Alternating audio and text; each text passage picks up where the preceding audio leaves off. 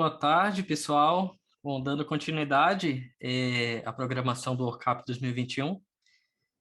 Antes disso, gostaria de me apresentar. Eu sou o Vécio Neto, sou doutorando do Programa de Computação Aplicada no INPE. A próxima palestra será apresentada pelo Dr. Wander Freitas e tem como título Collective Motion with a Neural Evolution Algorithm. Bom, Wander, você pode compartilhar a sua tela e eu vou apenas fazer uma breve introdução tua e aí a gente pode dar início. Bom, o Dr. Wander Freitas atualmente é professor adjunto no Departamento de Computação e no Programa de Pós-Graduação em Ciência da Computação da Universidade Federal de Ouro Preto, a UFOP. Ele possui mestrado e doutorado em Computação Aplicada pelo Instituto Nacional de Pesquisas Espaciais, onde trabalhou na área de sistemas dinâmicos, com enfoque em redes complexas, movimento coletivo e sincronização, e durante seu doutorado ele foi bolsista nas universidades de Humboldt e na Universidade Técnica, ambas em Berlim, na Alemanha. As suas áreas de interesse são sistemas dinâmicos e redes complexas. Bom, a partir de agora, Wander, você tem aproximadamente 45 minutos para sua apresentação, e ao final dela a gente vai partir para a parte de perguntas que serão feitas lá no slide. Pode ficar à vontade, Wander. Ok. Então, muito obrigado, Elvésio, pela apresentação. Agradeço também a comissão por me convidar, né? Eu estive aqui ano passado e esse ano novamente. Bom, o título da minha apresentação, né? Eu vou falar sobre movimento coletivo com algoritmos de neuroevolução, né? Bom, quem estava no workshop do ano passado viu que eu falei sobre movimento coletivo também, né? Mas eu estava usando equações diferenciais, osciladores acoplados, coisas desse tipo, né? A ideia dessa apresentação desse ano é falar sobre um assunto similar, mas usando uma abordagem diferente, né? Hoje eu vou falar sobre aprendizado de máquina, vou falar sobre algoritmos evolutivos, tá? Vou falar sobre coisas desse tipo. Bom, a agenda então da apresentação, vou falar sobre o movimento coletivo rapidamente, e aí eu vou gastar bastante tempo falando sobre o algoritmo que eu vou utilizar aqui, né? Que é esse NIT, ele é o algoritmo de neuroevolução. Depois eu vou falar como é que funcionaria, então, misturando essas duas coisas, né? Movimento coletivo usando o algoritmo de neuroevolução, certo? Bom, quando a gente fala sobre movimento coletivo, né? Nós temos diversos exemplos na natureza, né? Por exemplo, quando a gente olha aqui esse grupo de peixes aqui, nesse cardume, o que faz esse cardume ter esse tipo de movimento aqui, né? Bom, esse tipo de movimento ele acontece porque existem interações locais entre os peixes, né? Por exemplo, o peixe está muito perto do outro, ele tenta diminuir um pouco a velocidade dele para não se chocar com o outro, ou ele está muito longe do grupo, ele tenta acelerar para poder chegar mais perto, ele se alinha com os peixes que estão na frente, coisa desse tipo, né? E quando algum predador chega, por exemplo, eles tentam se defender em grupo também, né? Então não existe um tipo de controle centralizado que fala para onde cada peixe tem que ir, né? Cada peixe ele acaba interagindo com os outros e aí dessas interações locais surgem comportamentos globais, né? A gente vê isso também em grupos de pássaros, né? Aqui são formigas se movendo, né? Também em círculos.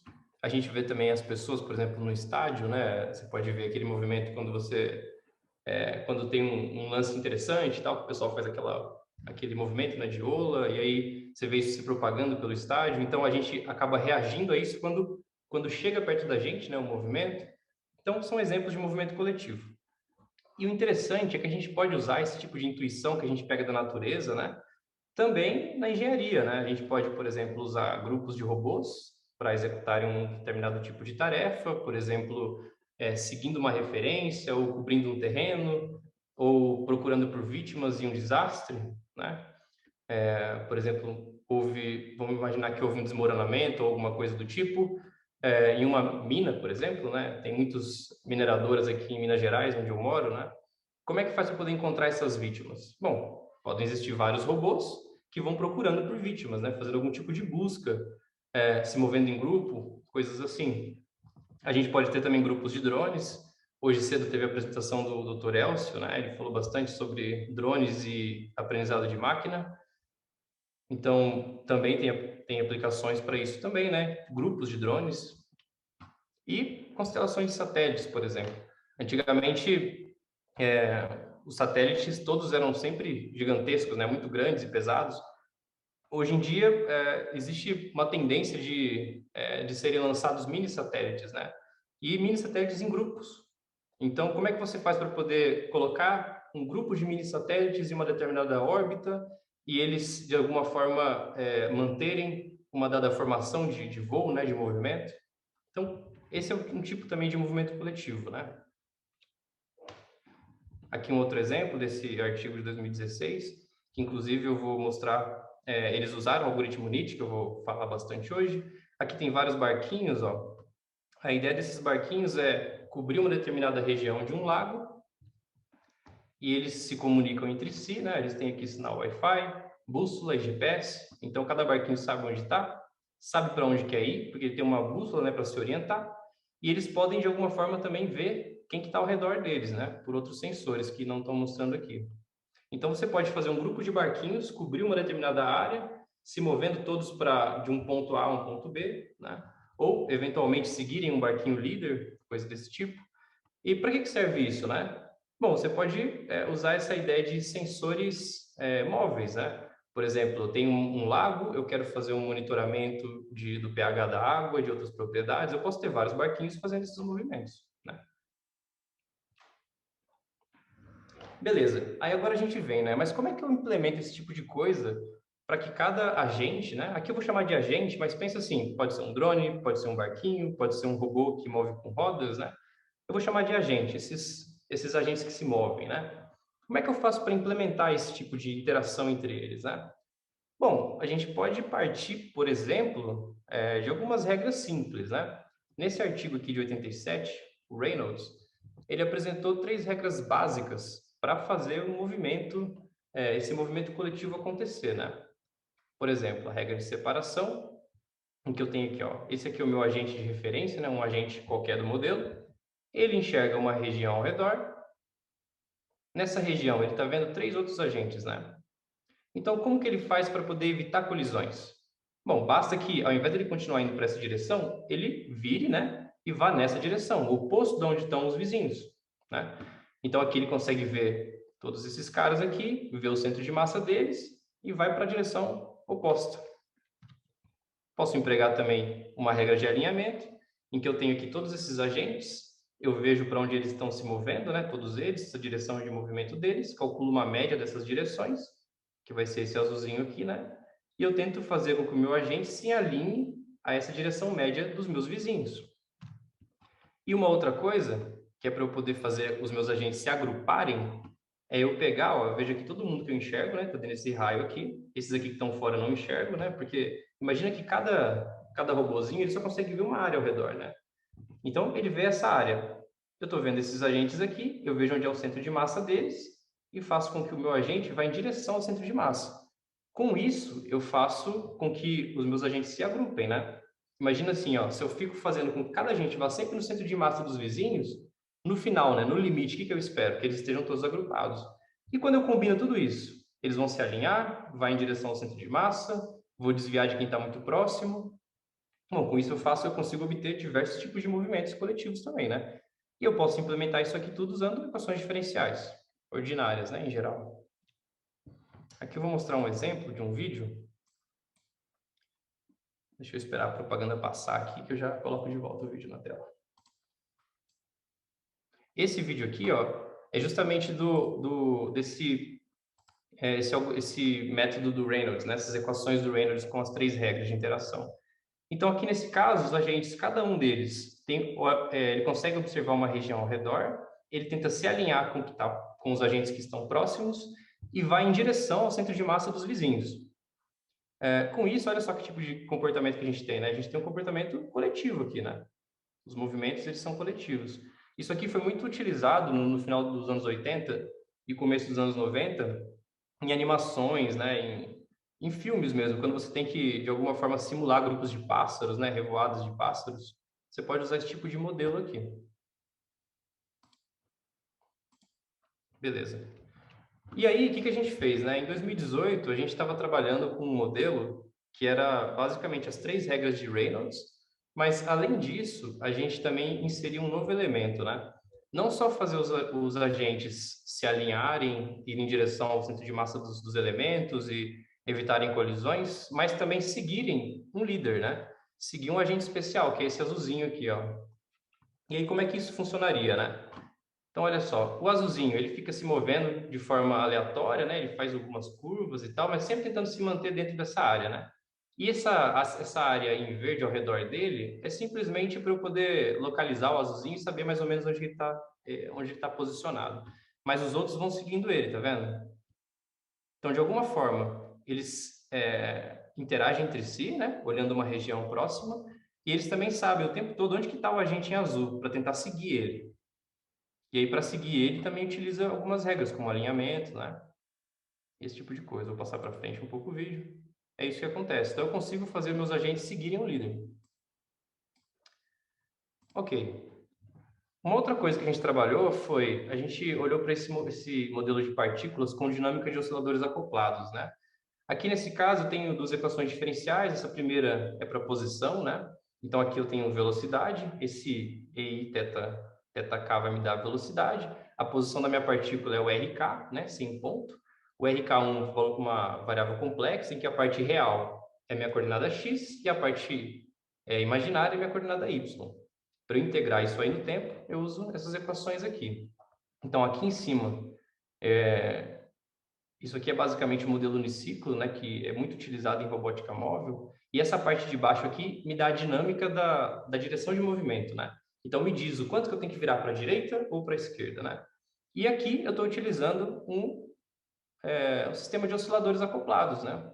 Se a gente for olhar, ó, aqui é uma frequência natural, aqui eu tenho uma matriz de adjacências, se eu não estiver, por exemplo, fazendo com que todo mundo enxergue todo mundo, ou que cada um enxergue só uma região, mas ao invés disso, eu tiver uma rede de comunicação, né? Então, por exemplo, esse cara aqui só vai conversar com esse e com esse aqui só vai conversar com esses dois, algum tipo de rede de conexão entre eles, né?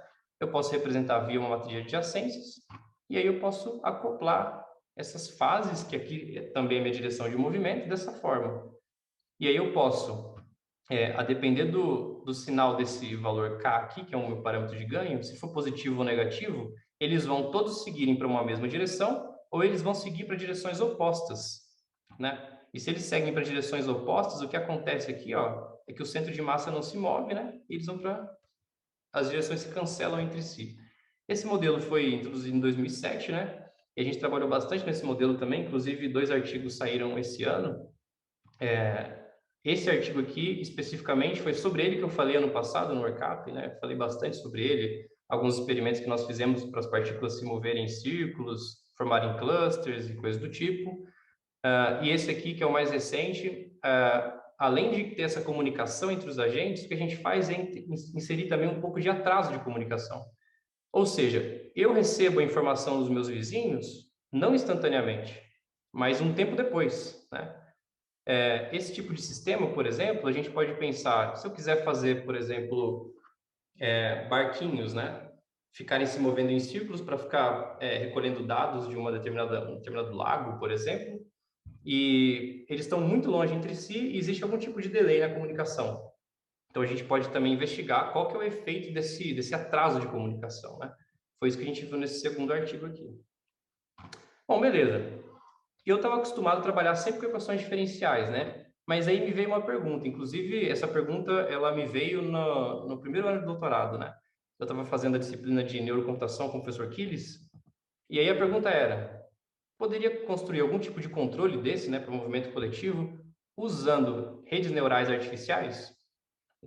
Então, esse foi a primeira pergunta que eu tive, né, durante a disciplina. E aí eu observei que sim. Só que aí me veio uma segunda pergunta, tá, mas para que eu vou querer uma rede neural artificial se eu souber as equações explícitas do modelo, né? Porque não tem, assim, não existe como eu posso dizer? Se eu sei as equações, não tem por que eu querer uma rede neural artificial que resolva a mesma coisa, né? Porque basicamente basta eu integrar minhas equações no tempo e tá tudo certo. E outra coisa, com as equações eu consigo ter resultados analíticos, né? É mais simples para eu poder entender realmente todos os comportamentos do meu sistema. Bom, e aí a resposta é: se você conhece as equações, né, para fazer todos esses movimentos, para um determinado objetivo que você queira, então use as equações. Entretanto, tem situações onde a gente não conhece as equações. A gente quer que eles façam algum tipo de movimento, mas a gente não sabe qual equação utilizar, né? Não tem algum modelo conhecido na literatura que resolva aquele tipo de problema. Então, como é que a gente faz? Aí foi nesse sentido, né, que eu comecei a empregar redes neurais artificiais. Então, para quem não está muito familiarizado com redes neurais, eu vou falar aqui rapidamente o que é um neurônio e o que é uma rede, né? O neurônio, basicamente, ele recebe algumas entradas, né? Ó, vamos imaginar que isso aqui é um neurônio só, tá? Ele recebe algumas entradas, x1, x2, x3 até xn. Para cada entrada existe um peso, né? E aí o que se faz é o seguinte, ele recebe todas essas entradas ponderadas por esse peso, né? E aí existe algum tipo de função que agrega as entradas e os pesos. Por exemplo, uma somatória, né? Então você pode somar x1 vezes w1j mais x2 vezes w2j mais x3 vezes w3j e assim sucessivamente. Com isso você vai ter um valor real aqui, né? E esse valor real vai ser avaliado por uma função, né, que a gente chama de função de ativação, pode ser função sigmoide, pode ser tangente hiperbólica, várias outras funções, né? E depois que eu passo esse valor por essa função, né, f desse output aqui, eu tenho uma saída, que é a ativação. E aí como é que eu faço para combinar vários neurônios, né? Eu posso ter esse tipo de topologia aqui, bem simples, né, uma rede, por exemplo, feed-forward, né? Aqui eu tenho uma entrada, as entradas, né, uma, duas, três entradas, eu passo por essa camada escondida e no final tem minha saída. Então, qual que é o objetivo disso? A partir de entradas que eu coloco na rede, eu quero obter saídas, né, desejadas. Para isso, o que eu tenho que fazer? Eu tenho que verificar quais são os pesos, né, aqui para essa rede que fazem esse tipo de transformação, né? E para isso a gente usa geralmente o algoritmo de backpropagation, né, e coisas desse tipo. Olha um exemplo. Para a porta lógica Shor, né, que é o ou exclusivo. Quando eu coloco entradas 0 e 0, eu espero uma saída 0. Entrada 0 e 1, eu espero uma saída 1. E assim sucessivamente. Então, essa aqui é a cara da porta lógica, né? Duas entradas, eu espero uma saída. Se a gente for pensar como é que a gente cria uma rede para resolver isso, a gente espera que seja uma rede neural que tenha dois neurônios de entrada para receber dois valores, né? E um neurônio de saída. Algo desse tipo aqui, ó. Aqui eu posso ter um 0, 1, aqui um 0, 1, aí eu propago isso pela rede e no final eu vou ter um valor 0, 1 também, né? Só que aqui, em geral, nas redes, a gente não vai ter 0, 1, a gente vai ter um valor no intervalo entre 0 e 1. Né? Se estiver muito próximo de 0, a gente diz que é 0. Se estiver muito próximo de 1, a gente diz que é 1. Tá? Então, beleza. Para esse problema aqui, como é um problema que eu tenho aqui, para cada entrada, eu tenho a saída esperada, né? Eu tenho os labels. Para eu treinar essa rede, eu posso usar um backpropagation, né? É um algoritmo já bem conhecido. Mas o meu problema que eu tive aqui foi o seguinte: como é que eu acho a rede que resolve isso aqui, ó? Imagina que cada agente ele consegue enxergar ao redor, né? Cada agente móvel ele enxerga ao redor. Ele de alguma forma, com essa informação que ele enxerga ao redor, ele vai alimentar a rede neural e eu vou ter uma saída. E essa saída vai me dizer se ele vai virar para a esquerda, para a direita, o que ele tem que fazer, né? Como é que eu treino isso? Porque imagina só, para uma determinada entrada, eu não sei exatamente a saída esperada, né? O que eu posso saber é o seguinte: eu quero que os meus agentes se movam de uma determinada forma e cheguem num objetivo. Mas como é que eu modelo a cada instante de tempo, para cada entrada, a saída desejada? Isso não é muito claro, né? Então, nesse caso, como eu não tenho rotulado essas saídas, eu não consigo usar o backpropagation, né? E é aí que entra o algoritmo de neuroevolução. Com o algoritmo de neuroevolução, o que a gente faz é o seguinte: esse algoritmo aqui que a gente vai usar é o NEAT, né? O nome dele é Neuroevolution of Augmenting Topologies. Ele é um algoritmo evolutivo. E qual que é a ideia dele? A ideia dele é assim, ó. Eu começo com uma topologia mínima para resolver um problema de rede neural. E aí ele vai, de alguma forma, inserir novos nós, novas arestas, né? Novas conexões entre os neurônios.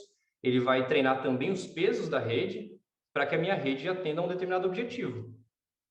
Tá? Então, deixa eu só voltar aqui um pouquinho, ó. No caso da rede aqui do Shor, olha só, eu tenho duas entradas e uma saída, né? O que vai ter aqui no meio, quais pesos serão? Isso aí, tecnicamente, né, usando o NIT, eu não sei, ele que vai gerar para mim. tá? Então, qual que é a topologia mínima aqui? 2 neurônios na camada de entrada e 1 na camada de saída, certo? Então, vamos lá. Então, pensa só, esse algoritmo, ele, como eu já disse, ele é um algoritmo evolutivo. Então, ele usa, por exemplo, o algoritmo genético, né? Como é que funciona o algoritmo genético? Você tem uma população de soluções para um determinado problema, né? Você quer, vamos dizer assim, minimizar ou maximizar uma função, e aí você tem várias soluções, né? De valores que você avalia com essa função e tem um resultado. E você quer obter o resultado mínimo da função. Então, quais valores você tem que usar? Bom, é isso que o algoritmo busca procurar, busca encontrar, né? No algoritmo genético, essa população de soluções, né? Você tem várias soluções e aí você vai evoluindo essas soluções, cruzando uma solução com outra ou alterando pequenas partes da solução a fim de encontrar aquela solução que maximiza ou minimiza a sua função. Aqui, cada solução nossa não é um conjunto de valores, é uma rede neural. E aí essa rede neural, as redes elas vão sendo evoluídas, né? Elas partem da topologia mínima, né? No caso do Shor, lá vai ser 2 neurônios na entrada e 1 na saída. E aí, eventualmente, uma rede recebe um nó a mais, uma conexão a mais, e os pesos vão se alterando. E eu posso cruzar uma rede com outra, ou seja, pegar uma parte de uma rede, uma parte da outra e formar uma rede filha, né? E vou avaliando a minha função objetivo com o tempo. E aí, o que seria uma função objetivo? Nesse problema do Shor, seria o seguinte, ó. Eu posso fazer aqui, ó. Eu tenho 4 possibilidades, né, para usar o Shor e 4 saídas. Então, o que eu posso fazer? Eu avalio as 4 possibilidades aqui. Esse NI vai ser 4, tá? Então, aqui vai ser 4 e aqui 4 também. Eu vou fazer o seguinte, eu vou colocar 0 e 0 aqui, que é a primeira possibilidade, e vou ver o que vai sair. O que vai sair é o AJ e o que eu espero é o EJ, que nesse caso é 0. Eu faço a diferença entre eles, né? E somo agora com a próxima possibilidade, que é o 0 e 1, vejo o que saiu e comparo com o que eu queria. E vou fazendo isso. Com isso eu consigo ir calculando o erro, né, que eu espero. E pensa só, se aqui as diferenças forem sempre 0, quer dizer que a minha rede está funcionando perfeitamente, né? E aí, nesse caso, o valor da minha função objetivo vai ser NI, que é 4. Então, nesse caso, eu quero maximizar a minha função objetivo. Tá? Se eles forem diferentes, eu vou ter um valor diferente de 0 aqui, e esse valor de f vai ser menor que 4, né? Então, quanto maior o valor de f, mais próximo de 4, melhor. Tá. Então, o Nietzsche, ele pertence a essa classe de algoritmos chamado Topology and Weight Evolving Artificial Neural Networks, né? Que você desenvolve tanto a topologia quanto os pesos da rede neural que você espera, e ele tem algumas propriedades, né? Você tem uma forma de codificar a sua rede neural de uma forma bem intuitiva, e a cada nova adição de elementos na topologia da rede, você consegue também fazer o rastreamento dessas modificações, né? E aí é o seguinte, imagina só, você tem uma rede, ela está treinando os pesos há um tempão, aí de repente insira um novo nó nela. Com certeza, assim que eu inserir um novo nó, ela não vai ser tão boa quanto era antes, né? Mas o que o Nietzsche faz? Ele protege esse tipo de inovação através do mecanismo que ele chama de especiação. Ou seja, quando eu insiro um elemento novo na minha rede neural, ela vai ser uma rede neural pior do que as outras redes neurais que eu estou evoluindo junto, né? Então, o que eu posso fazer? Eu posso proteger esse cara aqui e fazer ele competir só com as redes neurais que são muito parecidas com ele. E aí, com isso, eu consigo proteger inovações na rede, né? Eu deixo ele se desenvolver um pouco mais para só depois ele ser jogado aos leões, né? Ele competir com as outras redes que estão com os pesos sendo evoluídos há mais tempo, tá? E ele trabalha também com essa questão de minimizar a dimensionalidade. Tem outros algoritmos de neuroevolução que eles começam com topologias diferentes, né? Ou seja, números de neurônios diferentes e tal, e conexões. E aí, com isso, às vezes pode ser que demore mais para você encontrar uma solução que seja mínima, né? Com uma dimensão pequena. Aqui no NIT, não. A gente começa sempre com a dimensão menor possível, ou seja, o número de neurônios mínimo possível, e vai aumentando aos poucos, né? Com as atividades evolutivas aqui. Bom, beleza. Então, o algoritmo ele começa com N indivíduos. Esses indivíduos são redes, né? Pensa lá sempre pensando no problema do Shor para ficar mais fácil de identificar isso, né? Para a gente poder entender. Eu tenho uma rede inicial ou várias redes iniciais. O que eu faço? Eu testo a primeira rede, testo a segunda, testo a terceira, as N redes que eu tenho, né? Para ver qual delas se sai melhor, né? Eu tenho uma função f, lembra que eu vejo quão boa é a minha rede quando eu avalio, e eu quero maximizar ela. Então, para cada rede neural dessa, eu posso ir fazendo mutações, ou seja, inserindo novos nós, mexendo nos pesos, fazendo esse tipo de coisa, e verifico o fitness de cada indivíduo, verifico o valor de f. Vejo que espécie cada indivíduo pertence, lembra? Ele só vai competir com os elementos que são mais próximos que eles, ou seja, uma rede ela só vai ser avaliada e comparada com outras redes que parecem com ela. E aí eu gero uma nova geração de redes, né? O que eu faço? Eu pego pares de redes e combino elas. Eu pego um pouco de uma, um pouco de outra e formo uma rede filha. E essa rede filha pode ser até melhor que as anteriores, né? A gente tem que avaliar também. Então, olha só como é que a gente representa uma rede neural. Ela vai ter aqui, ó, vários nós, né? 5 nós nesse caso. Esses nós 1, 2 e 3 são nós de entrada, tá aqui embaixo.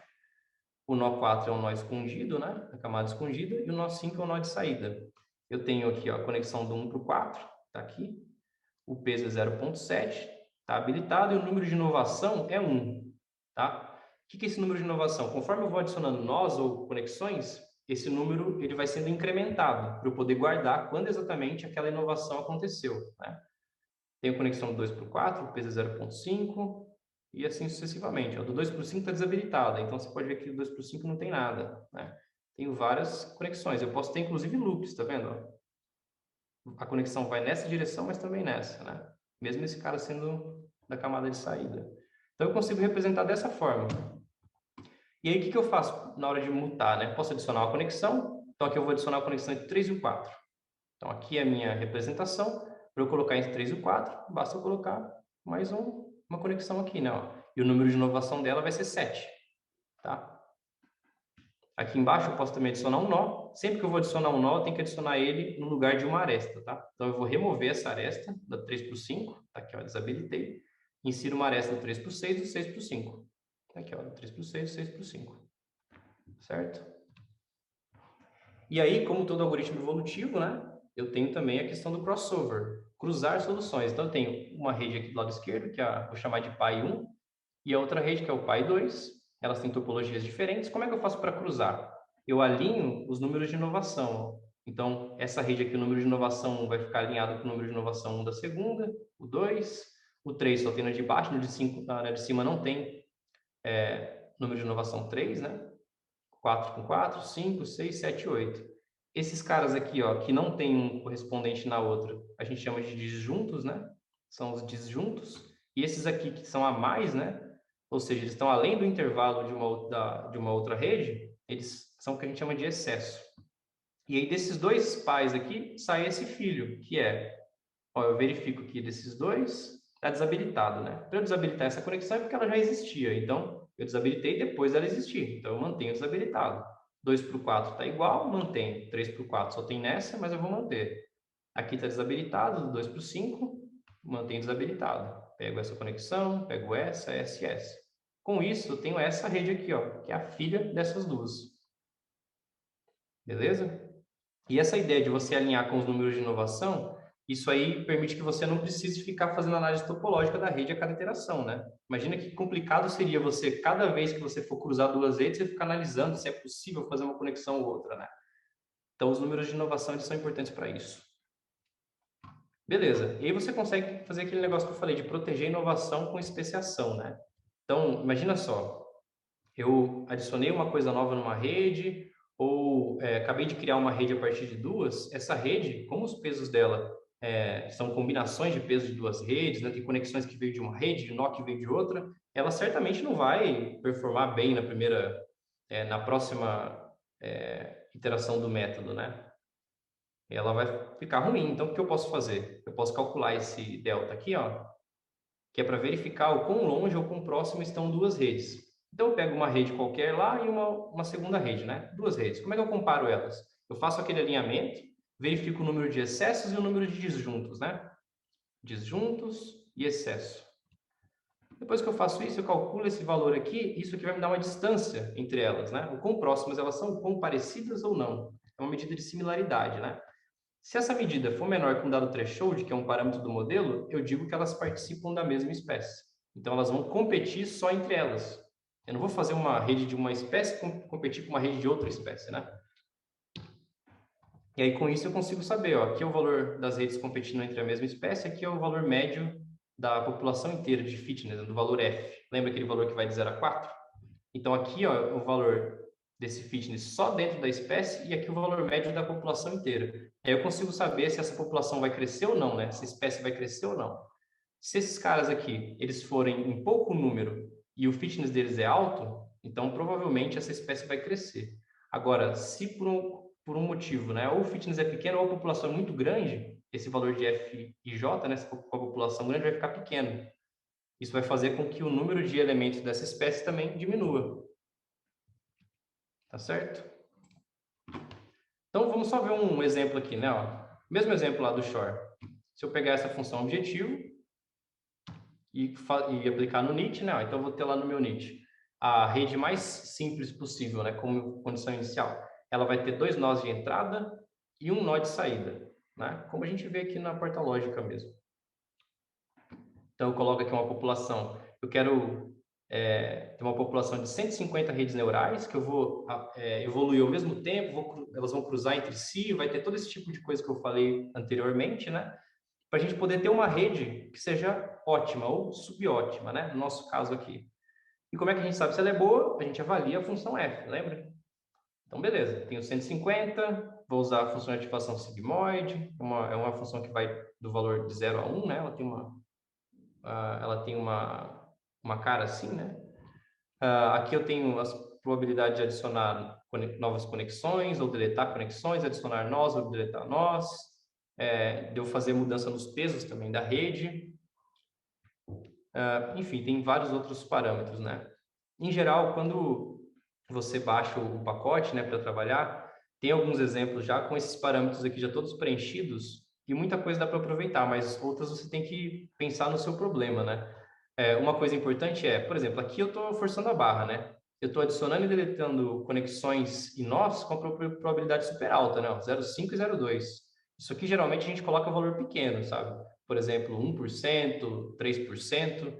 E a probabilidade de você mexer nos pesos da rede, que é o que geralmente a gente faz, né? Quando a gente usa backpropagation e algoritmos assim, isso sim tem que ser alto, né? Porque a gente quer mexer sempre nos pesos da rede para melhorar ela. E a gente vai mexer na topologia, que é sempre uma mudança mais drástica, uma probabilidade menor, né? Bem menor. Mas aqui eu estou forçando a barra porque o exemplo é simples. Bom, condição inicial, 2 entradas e uma saída. Depois de 300 gerações do algoritmo, né? Então, 300 iterações deles cruzando redes, mexendo, mutando pesos e adicionando elementos, eu tenho essa rede aqui. Com essa rede aqui eu vou ter só esse elemento na camada oculta. As cores das conexões indicam o sinal do peso. Então, em vermelho eu tenho pesos negativos, em verde eu tenho pesos positivos. Eu tenho essa topologia aqui. Quando eu uso essa topologia aqui da minha rede, eu coloco os valores 00, 01, 10 e 11, o que eu obtenho aqui é o seguinte, ó. Para 00, eu espero obter 0. E o que eu tenho é esse valor aqui, ó. Elevado a menos 0,9. Então, é um valor bem próximo de 0, né? Bem pequenininho. Então, tá certo. Quando eu coloco 0,1, eu espero 1, né? E o que eu obtenho é 0,8. Então, beleza, está próximo de 1 também. Aqui também eu espero 1, obtenho 0,99, ok? Aqui eu espero 0 e tenho 0,06. Então, a minha rede está servindo ao propósito dela, né? Isso quer dizer o seguinte, depois que eu avaliei 300 gerações com 150 redes, né, neurais, eu obtive aquela que que teve o melhor valor de f, né, que é a minha função objetivo, e para essa rede que ganhou, quando eu uso ela, eu tenho esses resultados aqui. Eu posso ver aqui também, ó, com o passar das gerações do meu algoritmo NIT, eu posso ver os valores de fitness, né, da função f. Essa aqui é a melhor, ó, ela já começou com fitness igual a 3, o tempo foi passando, o fitness só foi crescendo, né, ó, até chegar a quase 4, que é o máximo que a gente vai ver. Aí aqui para baixo eu tenho a média, né, de todas as 150 redes. Aqui a média mais um desvio padrão e a média menos um desvio padrão, né? Então você vê que eles têm valores intermediários aqui, né? E esse aqui se despontou. E é essa rede que a gente vai usar no final das contas. Com relação à especiação, mesma coisa. Aqui embaixo são as gerações do algoritmo e aqui o tamanho das espécies, né? Eu tenho 150 150 redes ao todo, né? Eu começo com uma espécie só. Aí, lembra aquela coisa, a gente vai comparando duas a duas e vai vendo as distâncias entre elas para saber se elas pertencem à mesma espécie ou não. Depois de um tempo, com o threshold que a gente utilizou, tem duas espécies, depois três espécies, depois parto para duas espécies de novo, aqui três, e no final termino com duas espécies, né? Bom, isso aqui é o NIT, beleza? Eu queria falar sobre o algoritmo NIT. Basicamente assim que ele funciona. Para mais informações sobre esse algoritmo, eu indico esse artigo aqui de 2019. Tem mais aqui, tá? Não acabei não, é que essa aqui só falei a parte do algoritmo. Beleza. Então ele vai até, esse algoritmo de 2019, ele mostra uma revisão da literatura sobre esses algoritmos de neuroevolução. Então, eu tenho, além do NIT, eu tenho vários outros, né? Eles comparam esses algoritmos entre si. E o NIT, apesar de ser antigo, ele ainda resolve vários problemas bem atuais. E ele tem atualizações também para trabalhar com cubos de dados, né? Na camada de entrada, usando o HyperNIT e vários outros. Mas agora eu vou partir para um momento em que eu junto movimento coletivo e o NIT, né? Beleza. Vocês viram lá naquele problema que eu mostrei um agente se movendo e vários outros seguindo ele, né? Como é que eu faço para resolver esse mesmo problema, mas agora usando o NIT? Então, ó, esse cara aqui vai se mover, esses outros vão seguir. Eu posso simular alguns sensores, né? Então, cada agente, né? Esse aqui é um agente da minha simulação, mas todos os outros vão ter as mesmas features, né? Ele consegue saber a todo tempo onde que está o líder, então ele sabe essa distância até o líder, é um valor numérico, e ele sabe essa diferença aqui de direção alfa, que ele tem que virar, né? Que ele tem que fazer esse movimento de virar para ir em direção ao líder. Então, dois valores numéricos. E além disso, eu tenho esse sensor de distâncias aqui, ó. Cada agente ele olha ao redor dele, ele consegue ver todos os vizinhos, né, que estão dentro desse raio, e ele consegue saber as distâncias também. Então, por exemplo, nesse quadrante aqui, ó, aqui está dividido em 4 quadrantes, né? Nesse quadrante tem um vizinho e a distância dele até o vizinho é um valor numérico também que ele consegue capturar com esse sensor. Aqui eu tenho 2 vizinhos, eu capturo a distância só até o mais próximo, né? Que está mais longe não me importa. É um segundo valor numérico. Aqui eu não tenho vizinho nenhum, então o valor numérico é o máximo aqui, né? O tamanho do raio. E aqui eu tenho esse outro vizinho, também tem um quarto valor numérico. Com isso, o que eu vou ter? Eu tenho Q1, Q2, Q3, Q4, são 4 distâncias. Eu tenho D, que é uma outra distância, até o meu líder. E tenho esse alfa, que é a direção que eu tenho que virar para ir em direção ao líder, né? Então, eu tenho 6 valores. Basicamente, o que eu vou inserir na minha rede neural são esses 6 valores. E como saída, eu vou utilizar aqui, ó. Deixa eu explicar isso aqui rapidinho. São 4 equações diferenciais. Essa primeira aqui, ela vai me dar a mudança de estado do x, né? Pensando que eu estou me movendo no plano que eu tenho x e y, aqui eu me movo em x, eu tenho então uma velocidade, né? Esse s vem de speed, vezes cosseno do ângulo que a gente está se movendo. O y também, velocidade vezes cosseno do ângulo. E aqui embaixo que vem as saídas da rede. Então, o meu agente, né? Meu agente I, aqui vai ser x1, y1, θ1, s1, depois x2, y2, θ2, s2, para cada agente, né? Então, eu tenho para o meu agente 1, que vai ser esse I igual a 1, o que eu vou fazer? Eu vou alimentar a minha rede neural com essas entradas aqui, do sensor do agente 1, e como saída, eu vou falar o quanto que ele tem que virar, né? Esse cara aqui vai me dar, então, a velocidade angular, e esse cara aqui vai me dar a velocidade linear, na aceleração, na verdade. Aceleração que eu tenho que me mover, né? E aí depois, quando eu integro esse cara aqui, eu tenho o SI, né? Que entra aqui nas duas primeiras equações. Então, minha rede neural vai aqui, ó. Tenho todas essas entradas, quero essas duas saídas. Então, o que eu vou fazer quando eu for simular o meu sistema? Eu vou ter uma rede neural que a cada instante de tempo eu alimento com sensores e ela me diz o tanto que eu tenho que virar e o quão rápido eu tenho que me mover. E aí, para isso, para usar o NIT, a gente tem que ter uma função objetivo, né? Nesse caso, a função objetivo que eu vou utilizar é essa aqui, ó. Parece complicada, mas não é. Vou explicar, ó. Então, tem 3 agentes aqui, né? Esse aqui é o líder, né? Aquele que se move independentemente. Esses caras aqui vão ter que seguir esse líder e não colidir entre si. Então, esse é o objetivo que eu quero. Como é que eu modelo isso usando uma função? Dessa forma aqui. Então, ó, quando eu simulo meu modelo, né? Usando uma rede qualquer, por um tempo t, esse t maiúsculo, o que eu vou calcular aqui? A distância inicial do meu agente R Então, esse aqui vai ser meu agente 1, 2 e 3. Então, aqui vai ser 1, 2 e 3 também. Meu agente 1, qual que é a distância inicial dele até o líder? Essa distância aqui. E no tempo t da minha simulação, qual que é a distância dele para o líder? Vai ser essa distância aqui. Isso aqui tudo eu divido pela distância inicial. O que eu quero com isso aqui? Ó? Imagina, se a distância dele para o líder ficar aumentando com o tempo, então ele não está indo na direção que eu quero, né? O que vai acontecer? Esse termo aqui vai ficar maior, né, em módulo do que esse. Então, isso aqui tudo vai ficar negativo. Se isso aqui tudo ficar negativo, quando eu fizer essa somatória, eu vou ter um valor de f negativo, né? Então, o que eu quero aqui não é minimizar a função, eu quero maximizar a função f, para que esse cara aqui vá a zero, né? Ou seja, com o passar do tempo, eu quero que cada agente fique mais próximo do líder, né? Então, isso aqui vai a zero, e isso aqui, essa divisão vai dar 1. Ou seja, eu vou ter um valor positivo aqui, né? Que vai ser R vezes T, né? Porque eu vou somar isso aqui, R vezes T vezes, né? Então, R vezes T. Esse vai ser o máximo possível da minha função, né? Fazendo todo mundo chegar próximo do agente virtual.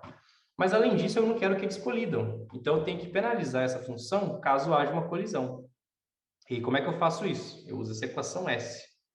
E aqui eu coloquei esse valor 3, que quer dizer o seguinte: se eles tiverem, por exemplo, a 3 centímetros de distância ou mais, não houve uma colisão. Se eles estiverem a menos de 3 centímetros de distância, então houve uma colisão. Então, o que eu vou fazer? Vou pegar uma rede neural qualquer lá do NIT, né? Peguei a rede, coloquei lá, repliquei uma rede para cada agente, né? Da mesma rede, mesma topologia, e vou simular o meu sistema T instantes de tempo, esse T grande aqui. Nessa simulação inteira, houve algum momento em que os agentes ficaram a menos de 3 centímetros, que é esse mdist, é a distância mínima entre qualquer par de agentes? Ah, houve. Então, o que vai acontecer? Esse aqui vai ser, por exemplo, 2 ou 1. Vamos dizer que é 1. 1. Quando eu faço o mínimo entre 3 e 1, vai dar 1. Quando eu faço o máximo entre 0 e 1, vai dar 1. 1 terço vezes 0,9 vai ser um valor bem pequeno, né? Mais 0,1. Ou seja, eu estou penalizando a minha função aqui, essa parte de cima, por esse S. Agora, vamos imaginar que não houve colisão. Esse cara aqui é 5. Então, eu vou fazer mínimo entre 3 e 5, vai dar 3. Máximo entre 0 e 3 é 3. 3 sobre 3 é 1. 1 vezes 0,9 é 0,9. 0,9 mais 0,1 é 1. Então, eu faço isso aqui tudo vezes 1. Ou seja, não penalizei em nada, né? Então, só vou penalizar quando houver colisão. Tá certo? Então, isso aqui vai ser máximo quando não houve colisão e todo mundo ficou perto do agente líder, aqui, o virtual. Certo? Então, beleza. Vou começar o meu NIT. Na minha camada de entrada, eu vou ter 7 nós. Vai ser esses 6 caras aqui. Eu coloquei um bias também. Na saída, eu vou ter 2 nós, que são velocidade angular, né? O quanto eu tenho que virar. E aceleração. O quão rápido, né? Eu tenho que aumentar minha velocidade ou diminuir a velocidade. Certo? Beleza. Eu coloco isso aqui no NIT. Aí, o que eu faço, né? Depois que eu coloco isso no NIT, eu faço... eu pego cada rede, né? Eu tenho uma população de redes neurais, vocês lembram lá no problema do Shor? Cada rede dessa, o que eu vou fazer para poder avaliar minha função objetivo? Eu pego ela, replico para todos os agentes, né? Todos os robozinhos, simulo meu sistema, ou seja, eu fico olhando aquela equação diferencial, né? Eu vejo o que o agente está olhando ao redor, alimento a rede neural dele, tenho como saída velocidade angular e aceleração. Aí eu sei o próximo estado do meu agente. E eu faço isso para cada um deles. E eles vão se movendo, né? De alguma forma. No final, depois de ter grande instante de tempo, eu consigo avaliar minha função objetiva e ver o quão boa aquela rede é, né?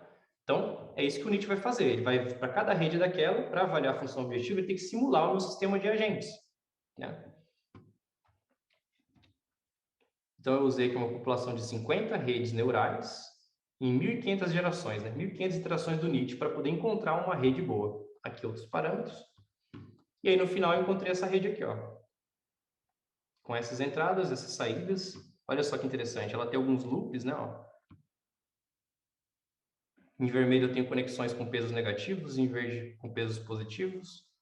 E essa aqui foi a rede que melhor performou nas simulações. Vou mostrar para vocês aqui, ó.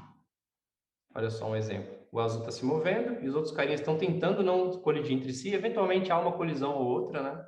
Mas isso aí, o ideal seria tratar não só usando o NIT, mas também usando algum tipo de controle junto, né? Por exemplo, está muito perto de um com o outro, desabilita o controle do NIT, evita a colisão, depois volta o controle com a rede do NIT, né? É assim que geralmente o pessoal faz. Deixa eu passar mais para frente. Então, olha só. Com o NIT eu consegui fazer eles seguirem o agente virtual. Tá certo? E aqui o último exemplo que eu vou mostrar. Eu tenho, para 45 minutos, eu tenho 1 minuto e meio ainda. Nesse exemplo aqui eu tenho vários robozinhos também. Foi publicado nesse artigo aqui, não é um artigo meu, tá? Mas o que o pessoal fez aqui, né? Eles pegaram vários algoritmos de neuroevolução, por exemplo, esse Novelty Search e o NIT também, e tentaram ver qual deles se dava melhor para esse tipo de tarefa aqui, ó. Tenho vários robozinhos começando aqui nessa posição, e eles têm que se mover de alguma forma aqui nessa plataforma aqui. Cada vez que um robô encontrar um quadrado branco, ele tem que parar em cima. Só isso. Então, eles vão se mover, o robô encontrou um quadradinho branco, ele para em cima. Como vocês estão vendo aqui, não? Esse aqui encontrou um, esse aqui encontrou um também, aqui, aqui, aqui, aqui. Esse aqui está procurando ainda, né? Esse aqui de trás também está procurando ainda. Então, o objetivo é esse, encontrar quadradinhos. E aí, cada robô, ele consegue olhar ao redor, através desse sensor aqui, e ver o que está ao redor dele, né? Cada vez que ele bate em alguma coisa, esse sensor aqui em azul, ele verifica que bateu. E aqui embaixo ele tem um sensor de cor, né? Para ver quando que ele vai encontrar a cor branca, para parar. Tá certo? Então, ele tem 2 rodinhas, são 2 motores aqui. E aí, o que ele faz? Cada robô, independentemente, repete 3 fases. Vai sensoriamento, né? Rotação e movimento. Na fase de sensoriamento, o que ele vai fazer? Ele vai olhar ao redor, né? Naquele sensor, que é uma cabeça móvel, assim, e ele vai pegar 12 regiões, né, ao redor, cada uma de 30 graus, e vai verificar as distâncias. Depois disso, ele vai escolher uma dessas 12 sub-regiões ao redor, né, para poder virar para aquela região. Então é isso. Primeiro ele vê as distâncias, escolhe uma dessas regiões, vira para ela e se move em linha reta por 40 centímetros. Se ele bater em algum obstáculo, ele volta 10 centímetros para trás e depois começa aqui em cima de novo. Se ele não bater, ele anda uns 40 centímetros. Depois que ele fez isso, volta para cá, né? Sempre sensoriamento, vai virar e vai se mover em linha reta. Só isso. E assim que ele encontrar o quadradinho branco, ele para de se mover. Tá certo? Então, no NIT, o que o NIT vai fazer aqui? O único papel do NIT é encontrar qual dessas 12 regiões ele vai escolher para se mover em linha reta. Então, a entrada vai ser os 12 inputs, né, que são as medidas de distância, que ele vai calcular ao redor, aqui em cima na fase de sensoriamento. E como saída, ele vai escolher para qual das 12 que ele vai virar. Só isso que o NIT vai fazer. Só isso. E qual que é a função objetiva? Aqui é mais simples, né? É o número de quadradinhos brancos encontrados depois de 8 minutos que os robôs estão se movendo. Então, imagina só. Quando eu uso o NIT, eu tenho várias redes neurais que eu vou evoluindo com o tempo, né? E vou testando cada uma delas. Eu pego uma rede neural, coloco no cada robozinho desse, né? Faço uma réplica dela para todo mundo. O robozinho vai ficar olhando ao redor, se movendo, batendo eventualmente, voltando, fazendo todos esses movimentos por 8 minutos. Depois de 8 minutos, eu vou contar quantos quadradinhos foram encontrados. Quanto maior o número de quadradinhos, melhor a rede, tá? E é assim que a gente vai conseguir evoluir os elementos. E aqui, como resultado, ó, se eu pegar uma rede neural simplesinha, né, daquela topologia mínima, né, do NIT, nesse caso vai ter 12 nós de entrada e um de saída, né, 12 neurônios de entrada e um de saída. O que eu vou ter isso aqui, ó. Se eu usar essa rede usando o robozinho real, né, físico, usando 32 robôs, aqui é a fração de quadradinhos que eu encontrei. Então, 25% aproximadamente, né? Se eu fizer a simulação com 100 robôs, eu encontro menos de 20%. Se eu usar o NIT, olha só, em 8 minutos eu encontro quase 60% nos robôs reais e um pouquinho mais de 60% na simulação. Aqui é um outro algoritmo evolutivo, né? Que é o Novelty Search. Aqui é um pouquinho menos que o NIT, né? O resultado dele. E esse aqui foi um teste interessante que ele fez, né? Ele pegou uns alunos do laboratório e falou assim para os caras, ó, bola aí da tua cabeça algum tipo de movimento que o robô tem que fazer para encontrar o maior número de quadrado possível. Ou seja, fica andando em círculos, vai em linha reta sempre, ou vai em linha reta 10 centímetros, vira para a esquerda, vai em linha reta, alguma coisa assim, né? Algum algoritmo básico que a gente pensa de cabeça mesmo.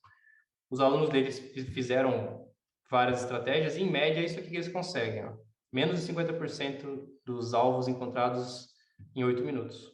Então, o NIT também se presta bem para esse tipo de tarefa. E esse tipo de tarefa, repara só, é o tipo de tarefa que, para você encontrar as equações para o modelo, não é trivial, né? Não é como lá nos exemplos iniciais que eu falei lá, de seguir, por exemplo, se eu quiser seguir um líder, né? Basta eu tentar sincronizar com o movimento do líder, né? Para isso eu uso os osciladores de fase, coisas desse tipo. Então a gente tem equações explícitas para isso. Agora, que tipo de equação que eu uso para encontrar quadradinho no chão? Aí é um problema mais complicado, né? Então por isso usaram o NIT aqui e foram bem sucedidos. Bom, pessoal, aqui algumas referências, né, de alguns trabalhos, tem alguns artigos nossos aqui. E gostaria de agradecer mais uma vez aí a comissão organizadora. O WorkUp é um evento que eu gosto bastante, eu sempre participo, né? Desde quando eu fiz mestrado e doutorado na CAP, né? Não lembro se o Vest chegou a falar. Eu participei de alguns WorkUps e desde que eu saí do INPE eu continuo participando dos WorkUps, né? E pretendo participar por muitos anos aí. Obrigado, Elvésio, e aguardo as perguntas. Tá joia, Wander. Super interessante teu trabalho, principalmente essa questão aí desses modelos de otimização do Nietzsche, a questão de arquitetura dinâmica dos nós, muito, muito interessante mesmo. A gente tem algumas perguntas aqui que foram feitas no Slido, tem algumas perguntas do Adriano, outras eu estava até discutindo com ele aqui no WhatsApp, porque são problemas parecidos com os nossos problemas de pesquisa, mas eu vou iniciar aqui pela pergunta do Adriano e ao final também faço as minhas perguntas para a gente trocar aí ter essa interação com o teu trabalho. Bom, a primeira pergunta feita pelo Adriano, ele diz o seguinte: a presença de obstáculos ou cruzamento com outros grupos pode afetar a organização de movimento coletivo? Como pode ser tratado se for perdido a referência de um grupo? Então, nesse caso é complicado. Se você essa coisa, eu cheguei a falar sobre isso, né, de obstáculos ou um se chocar com o outro, né? Em geral, o que o pessoal faz, pelo menos em robótica, não é você ter um controle só que resolve todos os problemas, né? Evitar colisão e coisa do tipo. Você tem, geralmente, vários compartimentos, né? Você tem, por exemplo, uma parte do seu controle que faz os robôs se moverem, sei lá, em um determinado tipo de formação ou para uma determinada direção, algo do tipo. E tem um outro que é, assim que dois robôs estão muito próximos entre si, você tem que ter algum tipo de mecanismo para evitar colisão, né? Então, isso aí é separado, ele é ativado quando isso é necessário.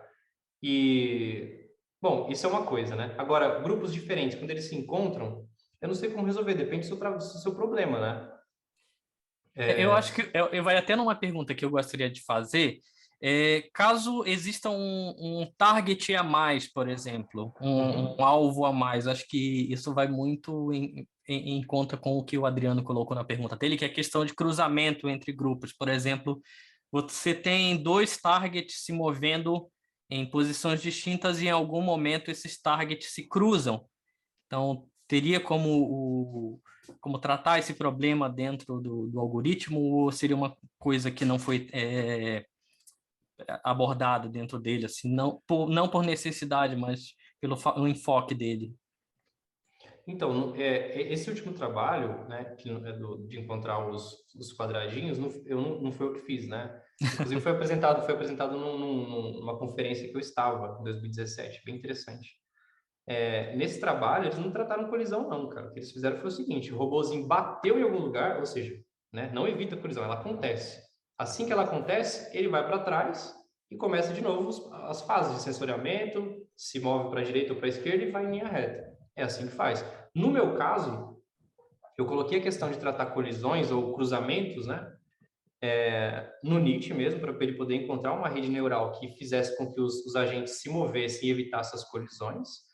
Mas eventualmente elas acontecem, porque essa rede que eu encontro, ela é uma rede que ela é subótima, né? Ela não é uma rede ótima. Depende do número de gerações que eu vou treinar as minhas redes usando NIT, depende de muita coisa, né? Não é assim.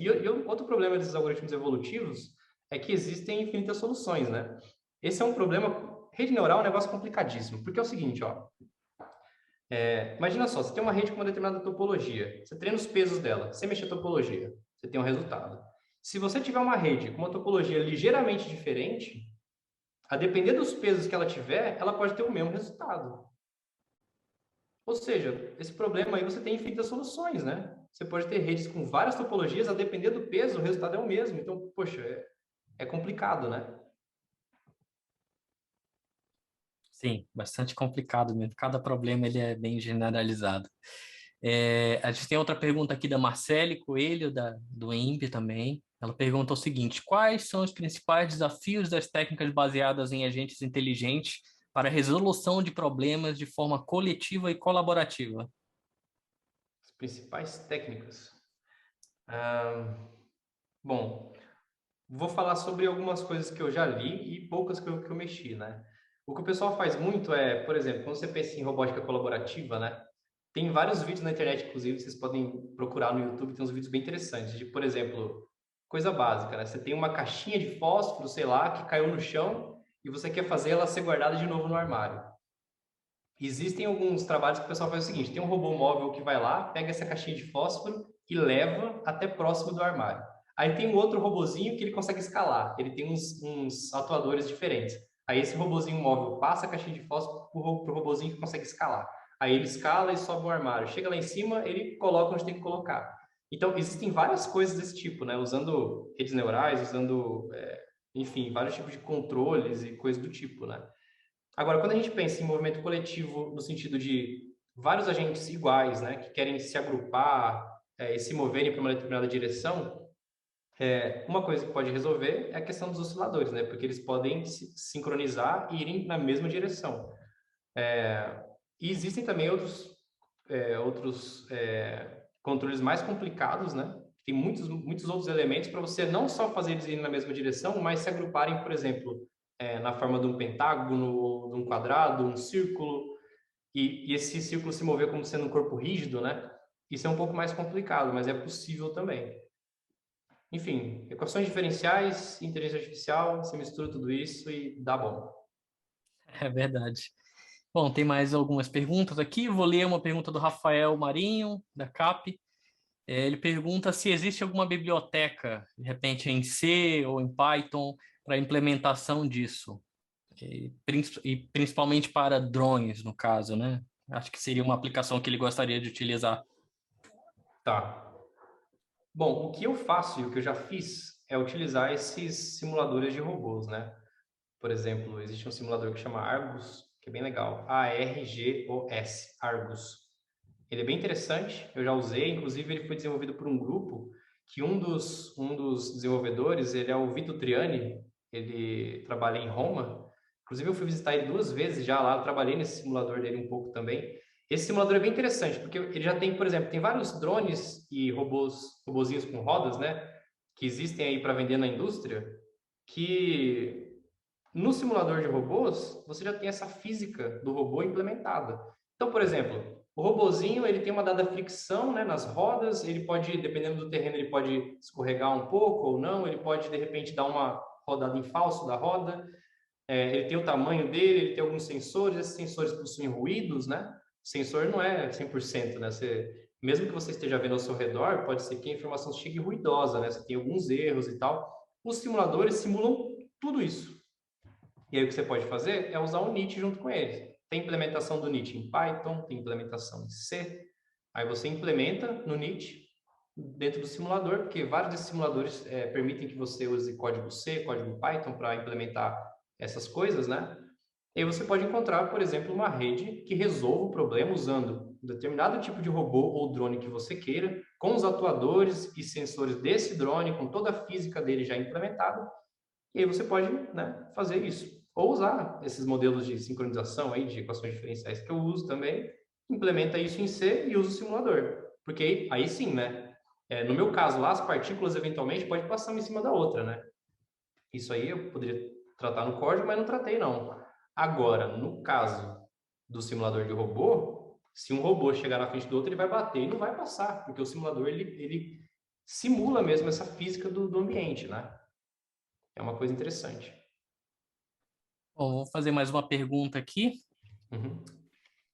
Uma pergunta do Vinícius. Ele não se identificou de qual instituição é, mas ele pergunta o seguinte: faria sentido combinar o NIT com o algoritmo de otimização de enxame de partículas, PSO, para esse tipo de problema?